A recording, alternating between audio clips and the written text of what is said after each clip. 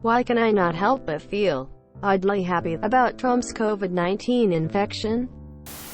I don't revel in the misfortune of others, but there are some that I don't spare a thought of empathy for, either.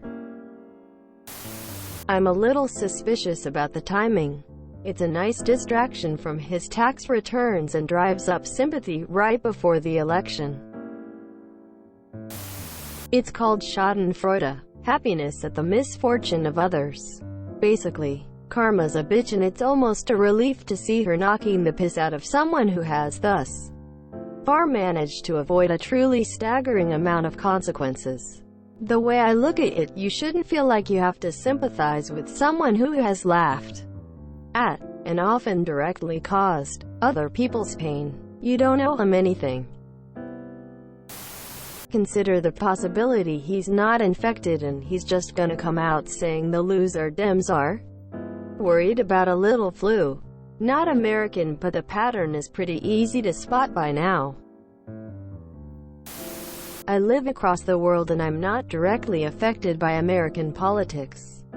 Everyone I knew that heard this news said the same thing. He deserves it. Personally, I'm very interested in how quickly this particular news has spread. Politically, it is a very convenient time for him to get COVID. When he recovers, he will gain a lot of political brownie points.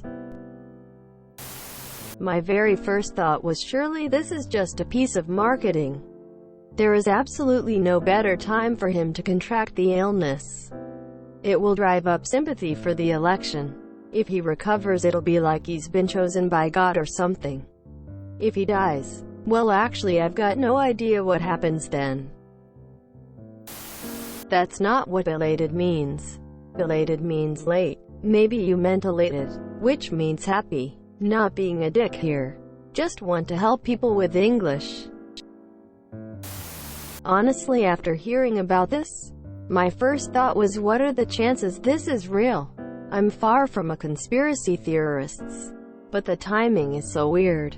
His ego definitely took a hit after the debate, and he probably didn't want to do it again. But who knows, maybe I'm just overthinking things. Trump isn't the healthiest person, so I guess we'll see what happens. A lot of people are happy tonight, because he downplayed the virus at every turn, amped up conspiracy theories, and sought to prolong the crisis to his benefit and at the cost of people's lives. There's nothing wrong or unnatural with what you're feeling. This is him reaping what he sowed. I just laughed when I heard he's old, is in the high-risk category and all, but I just wish a doctor would go to him. By March this'll all disappear, then by April, hopefully when it gets warmer, it'll miraculously disappear, and as he leaves the room, just add, hopefully that's true. I think it's like being annoyed that someone insists seat belts are useless, only for them to get in a car crash and get injured badly while their passengers who wore their seat belts got out of it mostly unharmed. As far as I know, Trump has either downplayed or outright denied the threat posed by COVID-19. But now he can't do that anymore because he'll experience firsthand just how bad it is. But I can't help but feel belated. r/bone, Apple, T. Schadenfreude. I do think that Boris Johnson not only catching COVID-19 but being so ill has affected his handling of the situation. Yes, he's still swayed by the different lobbies, but I think close contact with the actual severity of it has helped us here in the UK. Yes, the government response has been flawed and poor at times, but I dread to think what it could have been. Because, assuming it's actually true and he's not lying about being infected, it's karma, and some people simply don't deserve sympathy. It's because for the first time in months, people can be hopeful instead of hopeless.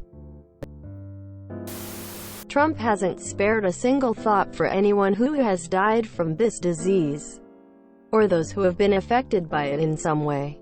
You're conflicted about how you feel because you're a good person and have empathy for others. Don't forget, an 80-year-old man fell off a stage once at Mar-a-Lago and hit his head pretty bad.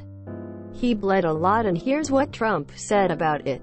He was right in front of me, and I turned away. I didn't want to touch him. He's bleeding all over the place. I felt terrible. You know, beautiful marble floor. Didn't look like it. It changed color, became very red, and you have this poor guy, 80 years old, laying on the floor unconscious. And all the rich people are turning away. Oh my God, this is terrible. This is disgusting. And you know, they're turning away. Nobody wants to help the guy. His wife is screaming. She's sitting right next to him. And she's screaming. He wouldn't give you a single thought. Honestly, I hope him and his wife recover from the virus, because I will never wish death upon anyone. However, I think it's hilarious when someone's words come back and bite them in the ass. Especially when it's Trump and something that everyone has been telling him he needs to be more cautious about. As an RN who has been working the COVID ICU floor since March, seen way too many people suffer and die, I feel no sympathy for Trump. 200,000 plus Americans are dead because he refused to act. Their deaths are on his watch. All he had to do was be an actual president and listen to the experts. He made his shitty bed. He can damn well die in it.